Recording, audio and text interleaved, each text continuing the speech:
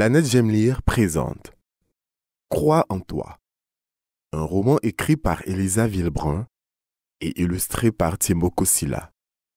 Si tu écoutes cette histoire en lisant ton magazine, tourne la page quand tu entends Chapitre 1 Les moqueries. Ce matin, à l'école, la classe est tellement bondée que Tenenja doit se coller à son voisin. Sous le toit en tôle, la chaleur étouffe les élèves.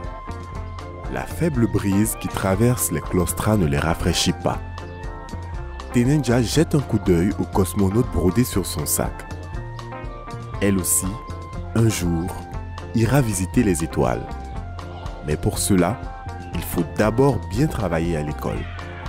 Elle n'est pas toujours la meilleure élève de la classe, mais elle veut y croire. Le maître, M. Kwame, arrive enfin.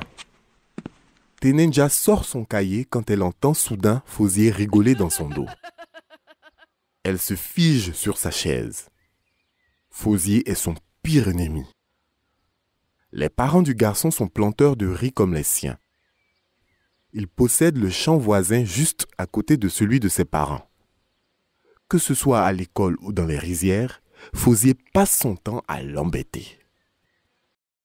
Pourtant, ils étaient amis avant. Mais depuis qu'il aide ses parents au champ au lieu d'aller à l'école, Fosier a changé. Avec ses copains de classe, il se moque toujours de Tenenja quand il la voit courir le matin pour ne pas être en retard en cours. Tenenja l'entend prononcer son prénom en rigolant. N'y tenant plus, elle se retourne.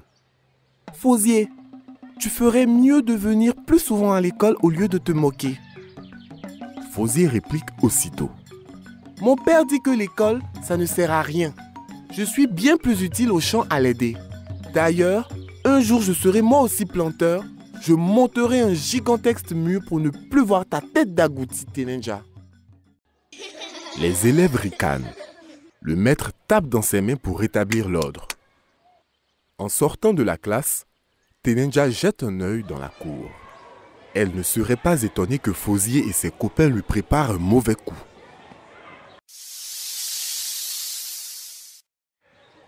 Soudain, Tenenja aperçoit Fosier enroulé dans du papier hygiénique, de la tête aux pieds.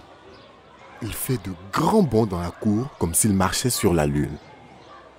À côté de lui, ses deux copains rigolent bêtement. Fosier s'écrie en prenant une voix aiguë. « Regardez, je m'appelle Tenenja. Je suis une cosmonaute célèbre. Je suis contente. Je ressemble à mes parents quand ils travaillent dans notre champ. »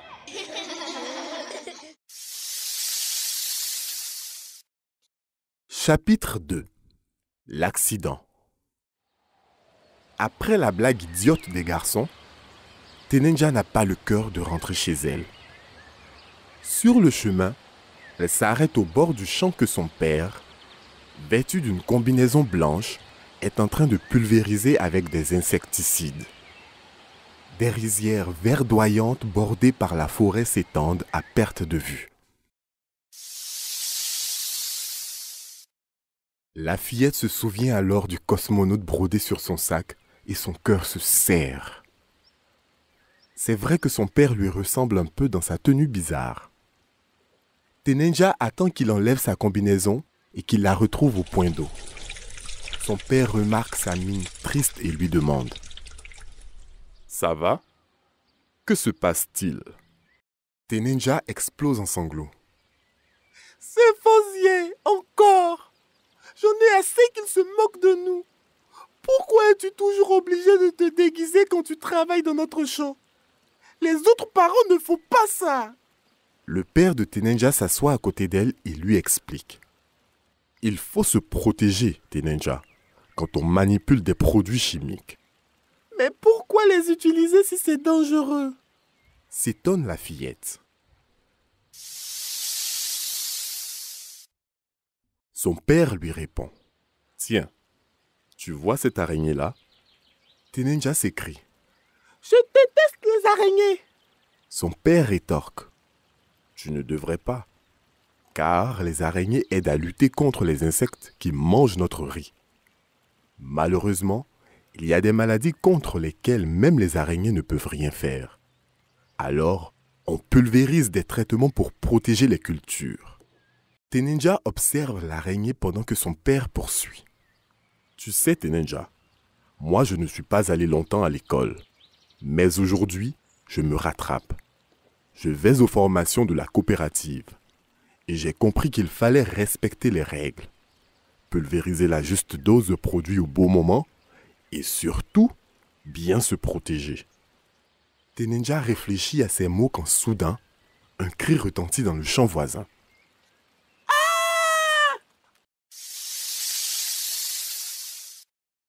Chapitre 3. L'apprenti médecin. Teninja voit arriver son camarade Fauzier qui hurle. À l'aide! Mon petit frère était en train de pulvériser et ses yeux le brûlent. Le père de Teninja envoie un homme chercher le médecin. Avec Teninja, ils suivent Fauzier et arrivent rapidement près du jeune garçon qui gémit au sol. Le père de Fauzier accourt en panique. Il constate que le pulvérisateur a une fuite. Le produit a coulé sur la main du petit garçon qui s'est sans doute frotté les yeux ensuite. Teninja sort sa gourde de son sac et s'écrie. Vite! Il faut lui rincer les yeux avec beaucoup d'eau. Le maître, M. Kwame, a dit un jour que lorsqu'on reçoit un produit chimique dans l'œil, il faut vite mettre de l'eau. Cela permet de ne pas abîmer l'œil.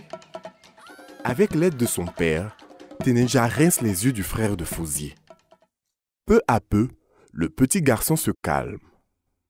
Quand le médecin arrive enfin, il ne crie plus. Fauzier, admiratif, raconte ce que Teninja a fait.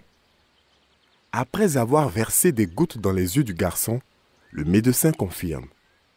Bravo Teninja, tu as sauvé ses yeux. Teninja sourit fièrement. Elle a changé d'avis.